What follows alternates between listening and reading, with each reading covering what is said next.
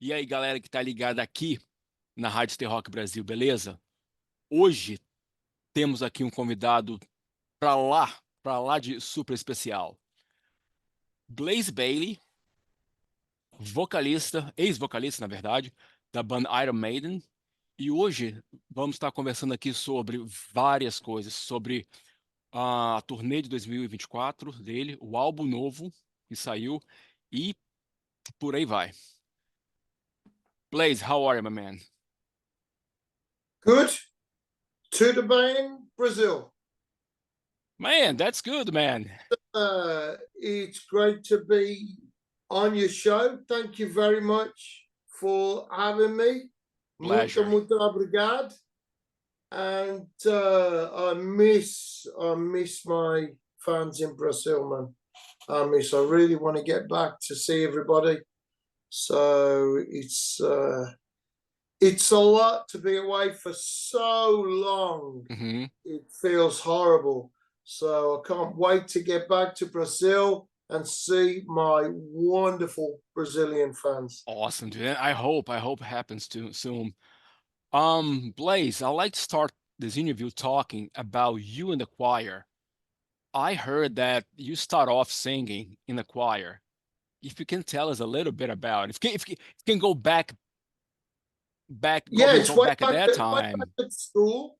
I always liked to sing. My mother was a big music fan, and she liked singers and all of this. Mm-hmm. And so at school, they had the choir in the lunchtime at the school, and I joined the choir. You could just go along.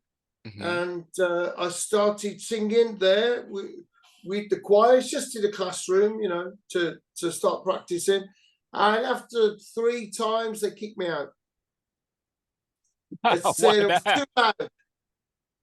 So I just wasn't good. I don't think a natural, talented singer. I don't think so. I love to sing, so I learned to sing when I was, 20 but before that I tried to sing in the choir. Nope, they didn't want me, man. They didn't want me. I wasn't suitable for singing in a choir, and that was a shame because all the girls were in the choir, and they got rid of me. So later on I was very lucky, really. I was starting to get into heavy metal music, and in the local paper, small town called Tamworth in England, I saw in the paper, in the music section, heavy metal singer required, no experience necessary. Okay. Right on. And I went. There was no microphone. The amps were literally this big, 6 watts. The amps like this. The old and ones. that the guys had, and I just started. I thought I was singing, but I sounded like a dog being tortured. And anyway, no one else turned up for the audition, so I got it, and that was Wolfsbane, and that was my start. And, I wasn't very good. I learned to sing. Nobody else is very good. They learned to play. And we just stuck together, became friends, and stayed together and over the years, and wrote some songs and got better songs and performed a bit better and wrote better songs. And we were the biggest band in Tamworth, which is a very small town. And then we became the biggest band in Birmingham, which is the next city. Because you're from Birmingham. Yeah. Same town as Ozzy. Yeah. Yeah, that's right. Born in Birmingham. And then after that, we became the biggest unsigned heavy metal band in the UK. And we got a phone call from an American record label, and they said, we heard your demo. and Wow. we like it. Yeah.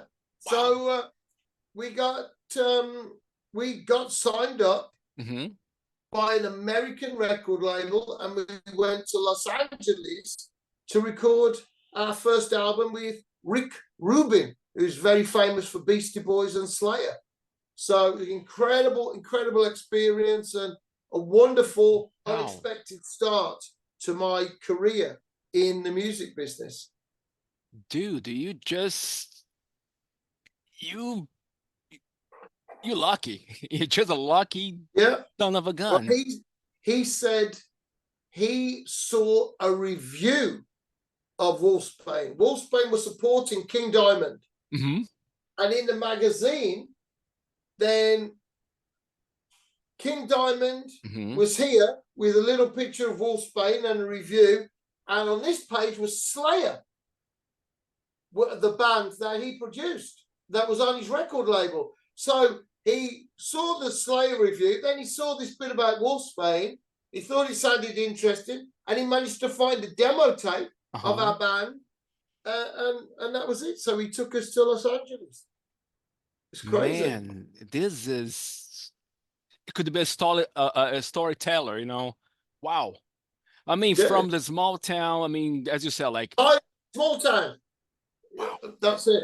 You would never, I mean, then we're in, you know, this crazy city, Los Angeles. And also, like, I mean, I was reading all your biography, and I also been following you since, like, you know, because I'm a big fan of Iron Maiden as well, since I was 12. And then after that, I know you play in few bands, and then, I mean, you have like a extent music career. And how was, like, you know, after this thing in Los Angeles, you jumped to other bands and started doing your own things before Iron Maiden, right? No, we kept going as Wolfsbane, and we had 2 albums, and we got chose to be the support band of Iron Maiden in the UK, and it was 31, I think, or 33 sold out shows. It was the last time that Iron Maiden played theatres. After that, they only played big places. And we supported Iron Maiden, and I got on well with them, and it was an incredible tour. And when Bruce Dickinson left Iron Maiden, then I phoned up. I said, I'd love to have an audition. And a lot of people auditioned. I said, okay, well, you can have an audition. We know you. We think, yeah, right, we'll try. And I was very, very lucky. It was 12 people were selected to go and rehearse with the band. And they chose me. And I don't think I was the best singer. I think my attitude and my songwriting, and I was very different to Bruce Dickinson, who was a great singer, wonderful singer, a legend of heavy metal, but I'm different. He's got a fantastic ability and technical, brilliant range. My voice is very dark and emotional compared to Bruce. And I think the reason that they chose me over other singers, they could have had someone who sounded exactly like Bruce. They chose me because I was different. And when you listen to the X Factor, then we wrote the album together. No music was written before I joined Iron Maiden. We wrote the album together, the songs together. It's a dark album. Melancholy, passionate, and dark, emotional album. And it's a change for Iron Maiden to the progressive era. And this was incredibly important for me in my career. Iron Maiden is the smallest part. It's 2 albums and 5 years. And I've been going 40 years now, and I made 20 albums not including the Iron Maiden ones. Mm-hmm. So what you can see is from X Factor and Virtual 11, you can see the difference in my writing and singing. I found another part of my voice Mm-hmm. working in the studio with Iron Maiden and writing with Iron Maiden. Another part, and over the years, it's got stronger. So it's like a third extra. Gotcha. Uh-huh. So now it's not just in time, in tune. Mm-hmm. Now I'm able to go, it's in time, it's in tune. Now, the emotion of the story, the emotion of the lyric, Mm-hmm. the passion of the story, now that is the extra part. I see. That I can translate from this melody, from this lyric. And if English isn't your first language, I hope that what happens is, just like when you listen to singers in Portuguese from Brazil or Mm-hmm. singing in Spanish, you feel the emotion of the lyric. You feel, is this anger? Is this suffering? Is this pain? Happiness, is this or loss? Mm-hmm. And you feel that in the voice without understanding the words. I see. And this is what I think I strive to do. And that's why, you know, I think my fans in Brazil, they understand that I'm trying to give them my message Mm-hmm. of emotion and passion to hold on when times are difficult, Mm-hmm. hold on, keep going. And on my albums, like especially my last album, War Within Me, and on my new album, Circle of Stone, the message is hold on. Mm-hmm. And if it's bad now, it won't always be bad. I see. There will be a future. There will be, after every winter, I hear you. there is a spring. Mm-hmm. I see. And Blaze, I mean, but let's still go a little bit back. I mean, so you knew the guys of Iron Maiden before, so that was like an open door already. I mean, Well, for the besides the other audition, guys during the audition. you know, everybody You're a had the lucky same son chance of a at the gun. audition. Yeah, so everybody had the same chance at the audition. And it's just, there were two parts to the audition. You learned the set list Mm-hmm. and went to the rehearsal, everybody the same. And then you were in the studio and they recorded your voice. All right. So it's which they liked the best. So I'm very lucky And that they Blaze, selected me, but I didn't think they would. uh-huh. And how was like, was any peer pressure, like, you filling the shoes of Dixon, like I was a new guy in the band and No, I never felt that because it's Mhm. about the music. It's about the music. It's the excitement of I wrote the songs with the guys and the excitement of singing the classic Iron Maiden songs, which I'm a huge fan of the band before. So singing A Trooper and Number of the Beast and Hallowed Be Thy Name and Power Fear of the Slave. Dark, Mhm. all of these, then singing that and singing songs that I wrote and hearing the fans singing the things I wrote. It was incredible experience. I But can the most imagine. important thing is what I learned about my writing and my voice. That's what I was That's gonna ask you as carried well. on that lesson. So it's been good. And I'm sure like back then with Iron Maiden, I mean the tour schedule was like heavy, because you guys are like pretty much traveling from place to place, big shows, big arenas, especially like in South America. How was like, coming from a small band, opening band, and then boom, all of a sudden, hey, I'm here. It's the same game. For me, it's the best way to explain it. It's the same as football. If in Brazil, everybody plays football at many different levels. True. So some people on the weekend, on the Sunday, on a small pitch, they with their friends, they play football. Mm-hmm. And they have a small team, Sunday team. And you go up and up and up, and there's playing in Copa America for Brazil. It's the same game with the same rules, but the intensity is different. The expectation is different. So I was in a band, yeah, I was singing on stage, performing, yeah, but the intensity and the expectation, when you play for Brazil, they expect you to win. To be the... And when you play for England, they expect you to win. And to play for Iron Maiden is try to win the World Cup final every night. I can imagine. That's the intensity of it. And that's what we tried to do. And every night, it's not a party. It's how did we do? Did we? This wasn't so good.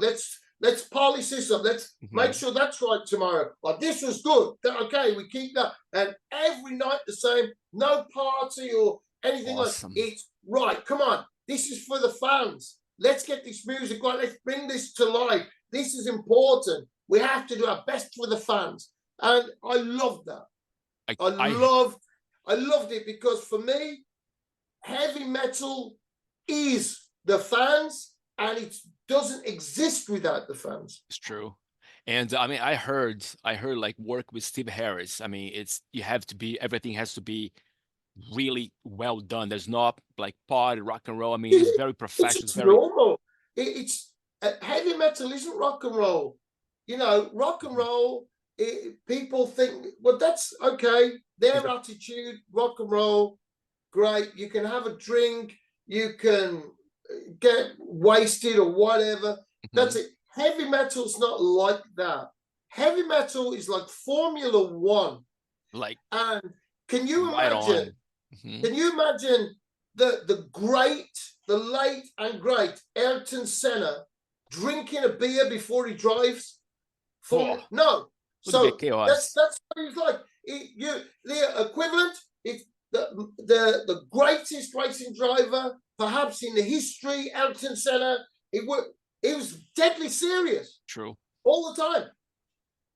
So it's deadly serious in Iron Maiden. You know, you get the gig right, and then afterwards you get it right. You're, okay, we're going, right, chill and relax. Now tomorrow now. Come on, let's go. Let's get it right. Let's get it. Let's do it. And for me, I love that because I love music. I want to, you work hard to make music and then to bring it to life. It pays off. It pays off. Yeah. And that's what I do with my own music. You know, I carried that on, that attitude, and that's what I do with my own band, with my own music. It's the most important thing is performing well for the fans. It's true. It's true.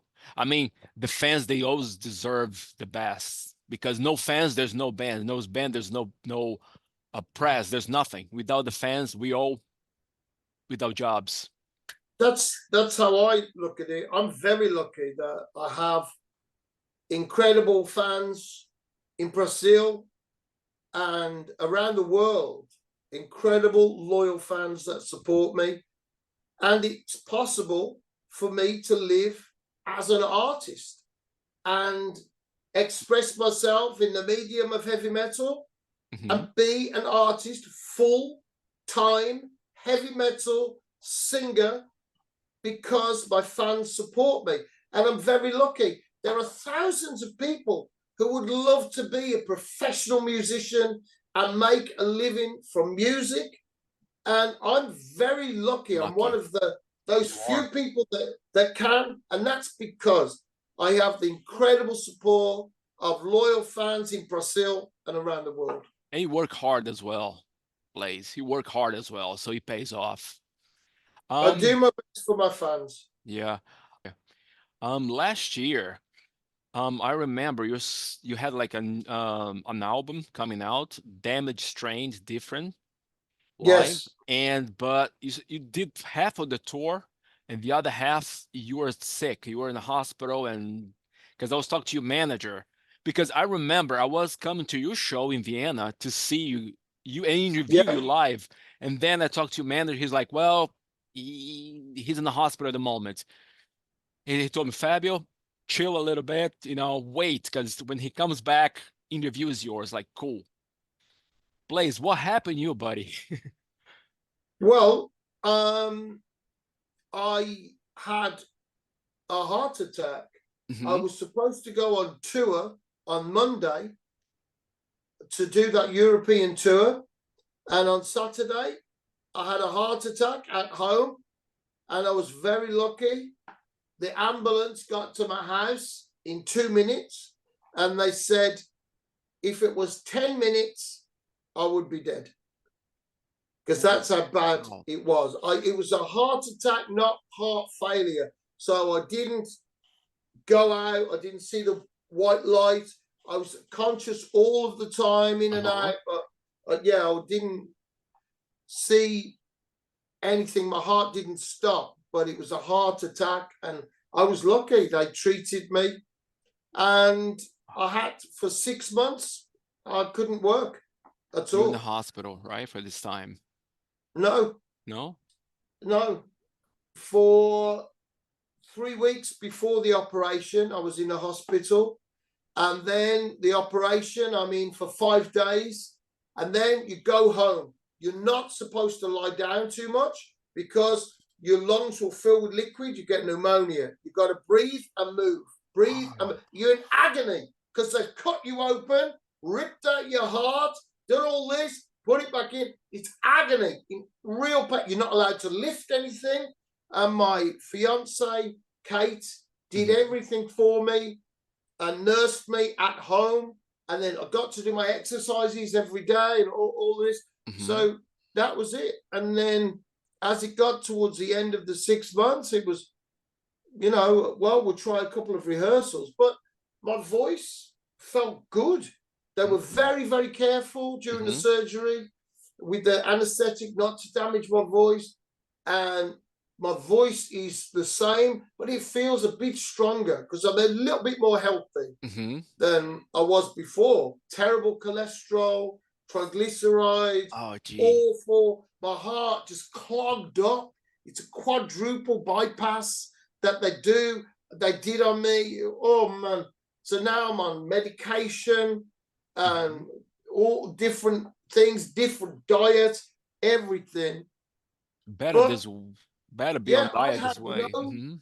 I had no work for 6 months. I couldn't work, and my fans bought my merchandise Oh, and my this is cool, man. T-shirts and CDs, It's and cool. they kept me going. And you know what? Not one single fan gave the ticket back. Not one Awesome. promoter cancelled. They stuck by me. They said, "No, we wait. We didn't know if I could perform again. No, we'll wait." Everybody said, and I managed to come back now and I'm performing again. I can work again. I'm singing again on the stage, and I have my new album out. You pretty much been resurrected, Came I'm very lucky. from the death, bro. Wow. I'm very, very lucky. You are. You are. I mean, since the beginning of your career, you're lucky, I am. Start off well and then jump Iron Maiden, then had a heart attack, and now you're back to, let's say, back to life again, Yeah. back on stage again. Awesome, man. You're a lucky son of a gun. Betty, somebody said, better to be lucky than rich. I think it's true. I think it's true. Blaze, I think it's true as well. I better be lucky than rich, because if you're rich, things can You could happen, lose it all and that's it. Yeah, But if you're lucky, well, you keep going. true. Um, I also want to talk about the new album, Circle of Stone. Yeah. And it's gonna be released now in February, right? Oh, that's Yeah. the one. That's the one. Yeah. Yeah. This is it. Awesome, dude. Awesome artwork. So we're posting this out now. I'm signing all of my fans that pre-ordered, Hmm. and then it's a separate booklet there. for all of the lyrics are there. Mm-hmm. So yeah, it's good. I want to talk about this album. It's gonna be released in February, right? I think Yeah. 2023, if I'm not sure. Yeah, you'll be able to get it in some shops and on Mhm. Spotify then. You can Nice. order it now from blazebayley.net. Mm-hmm. And the releasing date is 23rd of February, if I'm not Yeah, I think mistaken. so. Yeah. Awesome, awesome. All right, talk about this album. One thing is who did the cover design, because it's a nice artwork. It's a man from Spain called Akirant, and he's Mhm. done the last few things for me. And I told him it's a circle of tall stones, a mystical place Mhm. that has a portal. And this was how he interpreted that there. And this man symbolizes the future, because inside in here, this is the past. This is the bagpipes in the old castle of the past. And then this is the electric guitar there. Yeah, and on track 7, the bagpipes and the electric guitar play together in this magical sound. And that's the beginning of the story, is track 7. And track 1, 2, 6 on side 1, that's different songs telling different little stories and science fiction and different things about holding on and not believing what people say about you. When people judge you, they look at you and they make up their mind about you. They don't even know your name, but they decide who you are and what sort of They person just label you are. you. Yeah, exactly. You're right. You're so right. And the songs about that, and trying to just get up when things seem impossible, when things seem hopeless, to just try to get up and try to dream. Try to dream, even when it's hopeless. Try to dream. And that's what these songs are about. The first part of the album. And the second part is the story of the Circle of Stone. And it is finding your way back to the homeland of your ancestors. In your dream, you hear the ancestors call. In your mind's eye, can you see our homeland? You hear that in your dream. And it's your ancestors from the dream world calling you. Come back to your homeland. Avenge us. Find the lost tribe and come back. Return. Reclaim your homeland. Awesome. And that's what that story is about. Those 6 songs. And that's also like the title of the album, Circle of the Stone. Yes. Yeah. Awesome, dude. I wanted that to be the thing. It's something magical happened with the song. And so I wanted it, that first single, start. That's it.